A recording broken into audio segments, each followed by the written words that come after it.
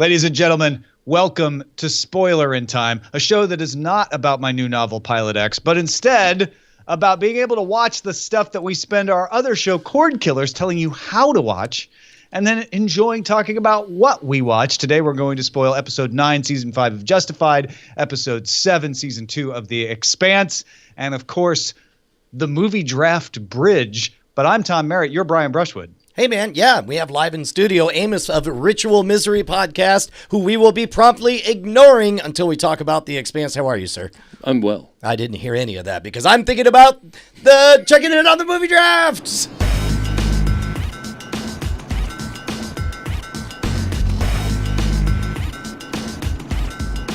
Here's where we are, folks.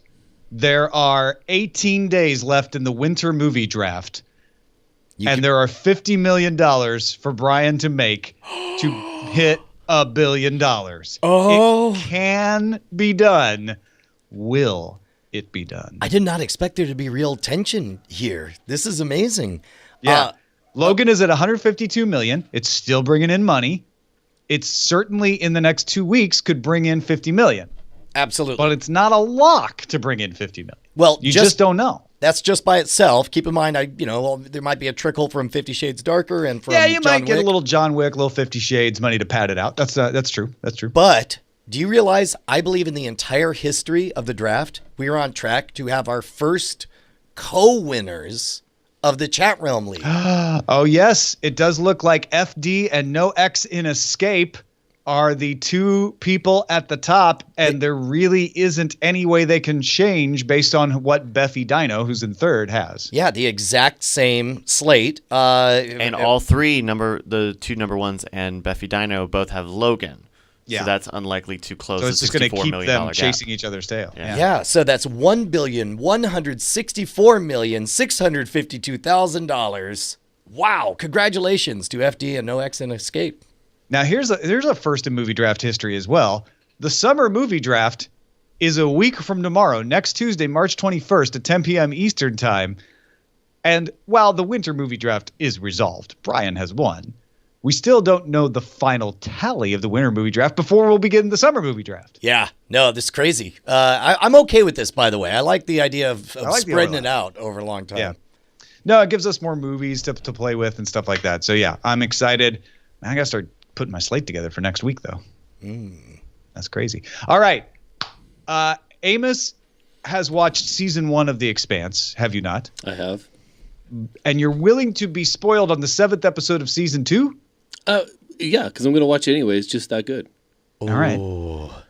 And the other thing to so note, have you already listened to us spoil the episodes up until this? I have not. Oh, well, there's significant plot points that are going to... I don't know how to feel about this, Tom. Listen, put it this way. Amos is a grown-up man. He can decide for himself if he wants to stick around. But we will not look down on you if at any point you raise your hand and bail. Just the safe word is I'm going to leave, gentlemen. Challenge accepted. All right, let's start talking about The Expanse. And this episode, oh my gosh, you know what? I started to say something that is from the latest book because I was reading it last night because it's very similar to what's going on in the TV show. But I stopped myself from making a spoiler because we are on Tycho Station, right? Yes. Yeah. Okay, good. And Fred Johnson and Holden are now they're collaborating, so to speak. Yes. Okay. But we don't begin with that. We begin with where we ended with the crazy blue face alien having abandoned Gunny, who Bobby Draper. Yeah. No. And the cool thing about this is kind of the kickoff of the second book, and this is the scene where we meet Bobby Draper. Well, and I loved the way they depicted they do a fantastic job of telling without telling, just showing. You see the blood leaking out through the holes in the pressure suit, flying up, condensing into ice, creating blood snowflakes that rain down on her body, her own blood raining or snowing on her. I thought was a really, really cool visual. And the trauma, very well acted as they interrogate her to find out what's going on, and they get closer and closer to the details. I liked the meeting that chaplain guy. There's something to him that I think is, you could tell he seemed a little bit more than a chaplain to me. Oh, yeah. It definitely seems that way. And I liked where they were headed with that. Well, and by the end of this episode, they've asked Ms. Draper, who we know is an ideologue. She is 100% pro-Mars, to lie in service of Mars. Yeah, to lie to Earth and accept responsibility for something. Just lie to Earth. It doesn't change anything. It's pretty much what happened. But the good news is you have a long car ride to Earth to think about how you're going to lie. A number of things that I thought they did really well. I thought the interrogation scene was very, very good. I got to tell you, though, the star of the show is the face-off meeting. And it could have been really heavy-handed to explain the power dynamics between in the Cold War of Earth and Mars, but they did such a great job of making it clear, when the United States and Russia or the Soviet Union are about to have war, they don't fight each other on their own turf. They come here to Central America and they decide to fight here. And so guess who loses? Us. And it's they just did a great job of telling that. The whole tribalism is so well thought out visually. The tattoos, I'm starting to try to figure out what they mean. For example, what's the name of the beloved guy who is pissing off Fred Johnson? The guy throwing out Dawes. Dawes, right? So you see, he's got scars in the shape of a tattoo that imply that maybe. And he mentions, I used to be a so-and-so runner, which implies that maybe he gave up being one of the tribes and instead just considers himself a man of the belt in general and had that removed. I'm making all of this up, but there's just so much rich implied history in all of these characters and all the different cultures represented. And linguistically, I would love to hear interviews with the people designing the dialects and the language for all this. That is something, if we ever get a chance to have Ty Frank and Daniel Abraham back on, I would like to talk to them about, because I think it was, I don't want to say this for sure. I know Ty had a lot to do with creating the dialect, and I'm sure Daniel did as well. But they created that on their own to begin with. But I have to believe they must have done more to expand it since they've moved it in the TV show, because it is super rich. Yeah. And it's a patois of German and Spanish and lots of other languages. I'll catch pieces of it that I'm like, oh, that's definitely a Spanish word. That's definitely a German word. And yet it's an entirely different language. I'll tell you what, though, I'm glad I watch it with the subtitles on, so that I know when I'm not supposed to know what they're saying. Okay. When I have permission to be all like, yeah, okay. Yeah. Well, and you're an earther, right? You're a squat. You're not going to understand what those crazies are saying. And that's another thing that I thought they did brilliantly with the scene with Holden and Johnson is I'm sitting there watching this thinking why are they going to believe these two earthers? And that plays out. Yeah. And they talk about okay, so they are earthers, granted. But we can believe them because, or you should believe us because. They don't just kind of sweep that under the rug. And that's one of the brilliances of this story. Well, and also the fact that, it ends up, what's the name of the girl, the Belter chick on the Rossi? Naomi. Naomi points out, it's look, you guys just look like you're conspiring together. This is, you did not do a favor by stop helping. This is a bad idea. It's, now that we're down to our core 4 characters on the Rocinante, it really is interesting to think about the racial or geopolitical interplay between them. It's they all have very different allegiances, but yet Amos is 100% earther, right? If there's if the derogatory term squat applies to any of them, it's Amos, right? Yeah. And apologies to Amos, who's here. I mean Amos from the show. Well, also this guy's a squat too. I mean, come on, let's face it, he's definitely from Earth. Oh yeah. But then you have Alex, who's 100% Martian Yep. with his Martian drawl. You have Naomi, who's 100% Belter. And then you have Holden, who's also Earth, but somehow not. He's kind of the guy who's a citizen of the universe, right? Yeah, wasn't his gimmick like he grew up in kind of a nutty polygamous family? Yeah, he had a multi-parental. He had family. a non-traditional Earth upbringing and has lived mostly on the belt, right? Yeah, he got kicked out of the Navy, and that's why he ended up going to the belt, and so yeah, he's got a checkered history. Well, as does Amos, really. Yeah. Speaking of Amos, we have that weird moment of Amos like feeling a feeling and not knowing how to deal with it, and goes and talks to crazy scientist guy who's just like, "Yeah, why don't you just get rid of those? Those are dumb. Why are you having feelings?" And he's like, "Well, I don't know that I want to do that." He's like, "Just do yourself a favor, get rid of feelings. It's awesome." I feel like Amos is the guy who's like, "Well, I don't really have that many to begin with. Do I really want to lose them? Would be easier." Yeah. Although, guy makes a decent case for, I can't remember his name, sorry. Scientist guy makes a decent case of just like, hey, man, I thought the same thing. I said I could always go back. Until I got rid of feelings. And then I realized, and guess what I didn't feel? Regret. Yes, exactly. Because I couldn't. I'm curious, Amos, having finished with season 1, does any of this make sense? Does it spoil anything for you? Honestly, I think you guys are far enough in the story that the connections that I can make they don't hold a whole lot of weight. But it does give me hope for this next season, because one of the things that I love about the show is, you read a book and you're missing so much when you watch the show. Yeah. What The Expanse has done is really taken a lot of that subliminal information that you kind of glance over in the book and make sure that it's present in the show.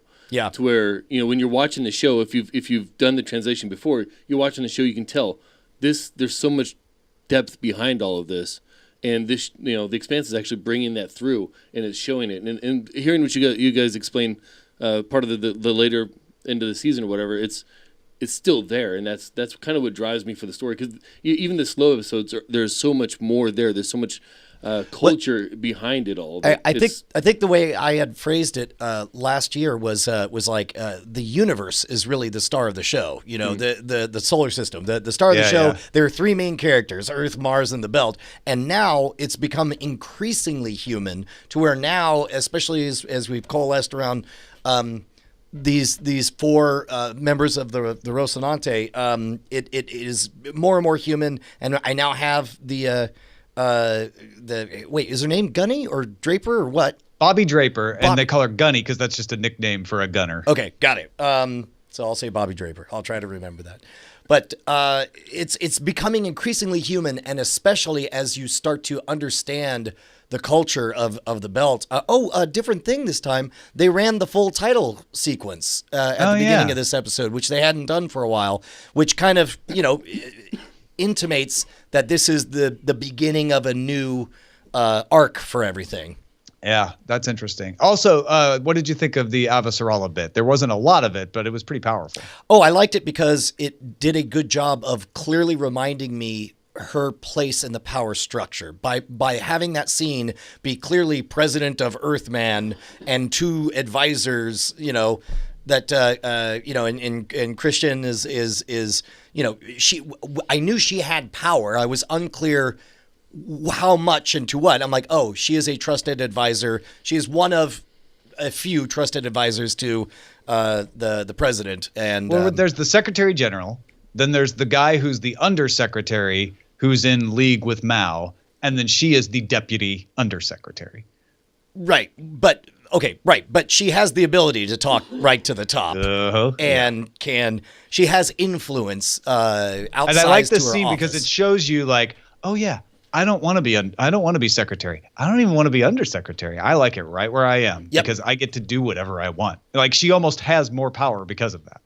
Yeah. Yeah. I am interested to see. And likewise, you know what? Now I'm seeing the parallel there, because just as that scene indicated Christian's outsized power to her office, we also see the same thing with Fred Johnson's first in command, where when the guy, again, beloved Belterman. Dawes. That's what, when he courts, he doesn't court Fred Johnson. He goes straight to, because I guess he had a previous relationship with her. He's got some suction with her, but she's also Belter too. Correct. Yeah, and Fred Johnson is not. That's a good point. But yeah, no, I think you're right. Is that he's like, that's the real lever that I need to move, not Fred. Because if I move her, I move Fred. Yeah. As goes her, and I heard she's the one name I can't remember. So I'm trying to find that as well. But yeah, as goes that woman that we can't remember her name. So goes everyone else. Names are so unimportant in character dramas. Sure, but so the important twist at the end is Anderson Dawes effectively they kidnap what's his name, the Cortazar. I remember that. Look at me using names. The Cortazar? Yeah, that's that dude's name. How did you remember that? Because I'm using the X-ray on. I'm scrubbing through the episode right now. This is my new technique, so that nobody complains of me for not knowing names anymore. I'm still actually impressed. I'm impressed in a different way. But yeah. But Anderson Dawes kidnaps Cortazar, and they effectively use the feint by putting a diversion by sending off one ship. I really, really, really like the way they're able to effectively tell action-packed sequences like this, all with Newtonian physics in a way that is totally believable and makes sense. With shutting off the engines, killing the transponders. Using chemical propellants to shift direction and then blast off in another way where you can't be found. It's great. All right. Any last thoughts on The Expanse before we move on? No. Amos? Nope. All right. So say now we move to Justified. Episode 9, Season 5. Now, Amos, you've only experienced Justified through hearing us talk about it. Have you been following it on Spoilerin Time or just hearing us every once in a while? Just hearing you every once in a while. So I think it's interesting because every time I listen to the Spoilerin Time episodes, it's like a whole new story. You're like, wow, how do we get here? Yeah, with some common characters. It's great. All right. Be curious what you think of this episode then. Let's Judgment dig in begins now.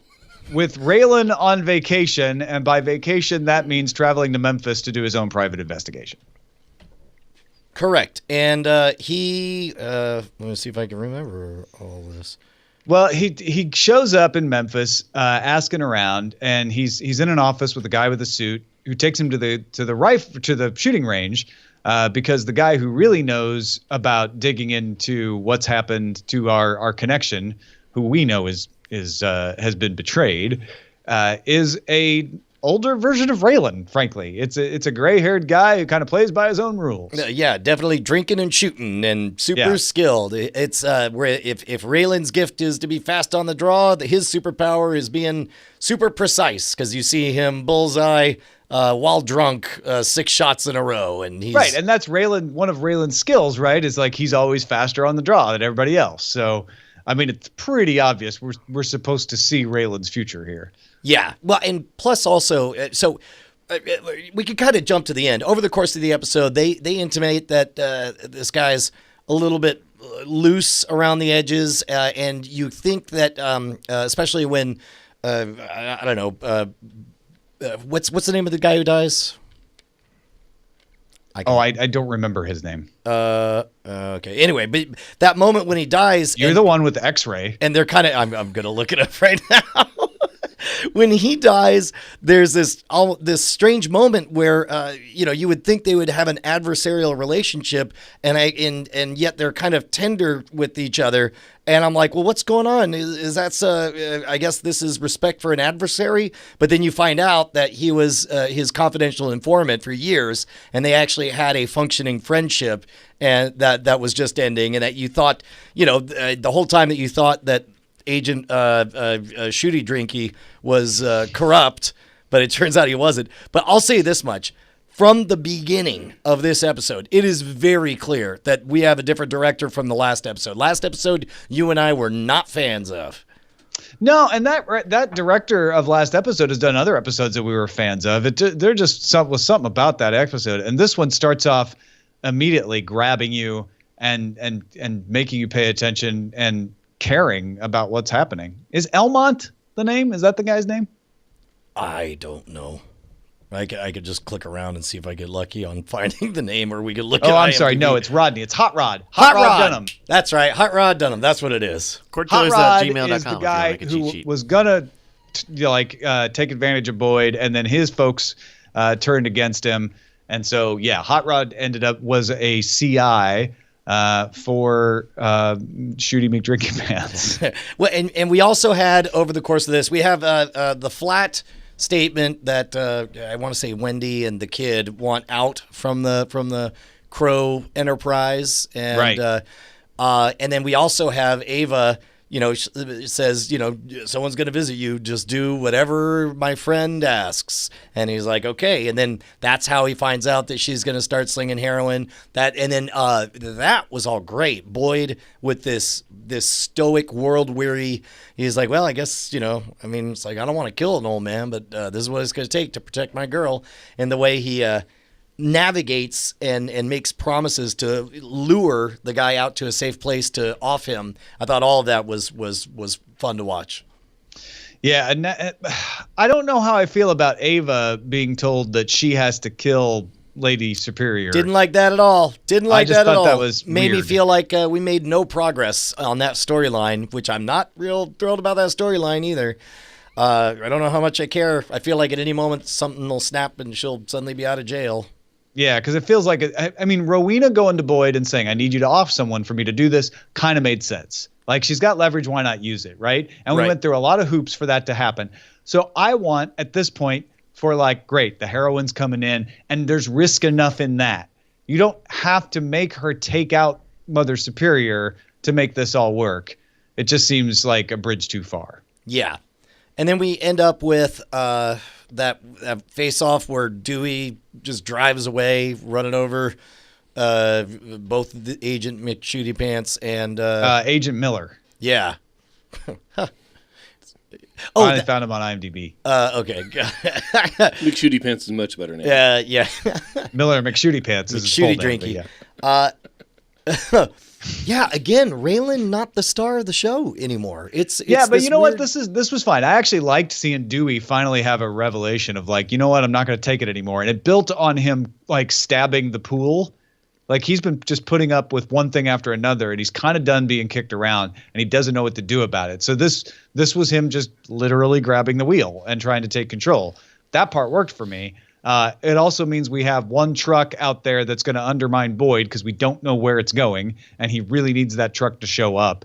I do like, when Raylan shows up and interrupts their meeting and ends up not taking any of them in. He just wanted to get Avon Barksdale and friend, which he does.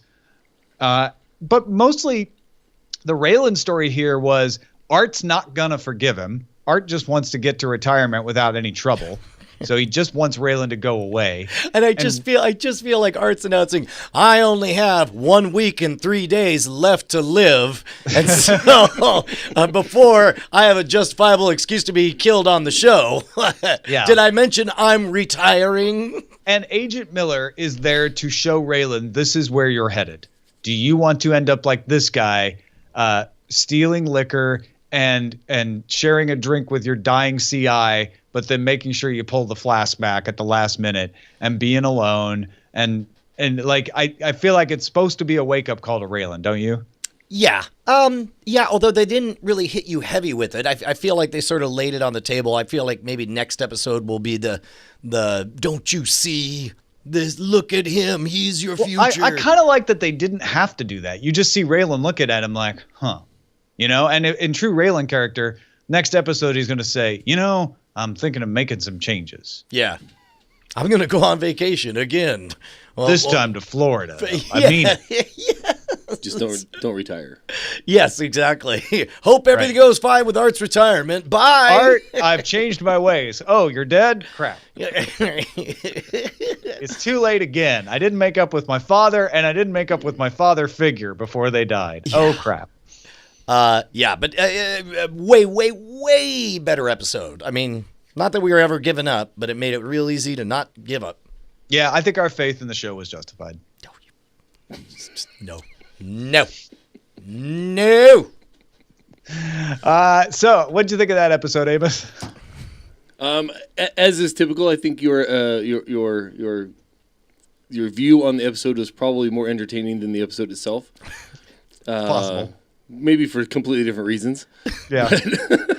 Mainly for the fact that you didn't see the episode. It's technicalities. Yeah. All right. Well, thanks again for hanging out with us, man. And thank Kent for us, who wanted to stay away from the spoilers, and we respect that as well. Ritualmisery.com if you want to find Kent and Amos's fine podcast. And, of course, check out Cordkillers this week if you haven't already to see him talking about all the cord-killing news with Brian and I. We will be back next week to spoil more of The Expanse, Justified, and more. Talk to you then.